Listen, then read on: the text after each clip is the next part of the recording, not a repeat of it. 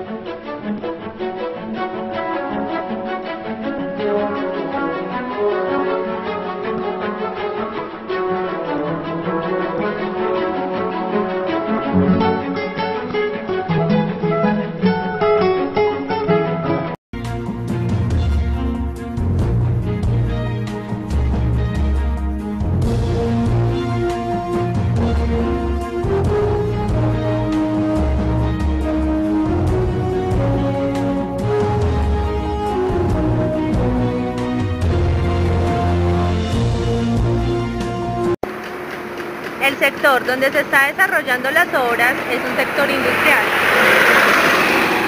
Por lo tanto, el ruido que se está generando no es considerado un impacto negativo. Entre los vecinos del proyecto, como Envía, Apóstol, Ferraza, Santra y bombas de gasolina.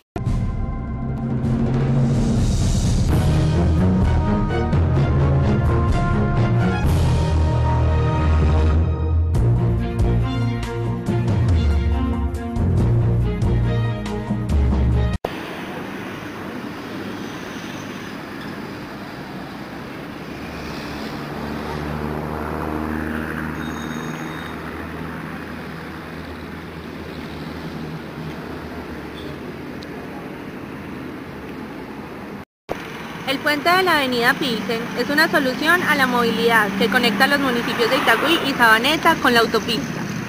La construcción de este puente es visto como un impacto positivo, ya que genera desarrollo vial, al mismo tiempo que permite la extensión del metro a los municipios del sur del Valle de Aburrá.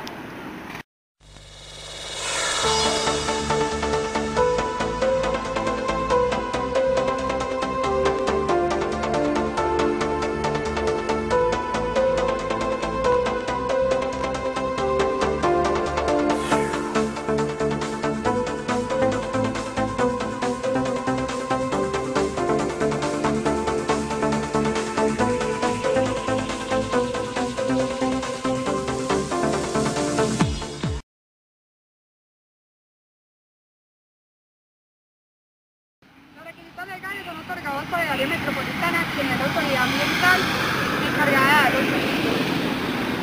Las licencias de construcción son por parte de planeación y quedan de acuerdo al COT.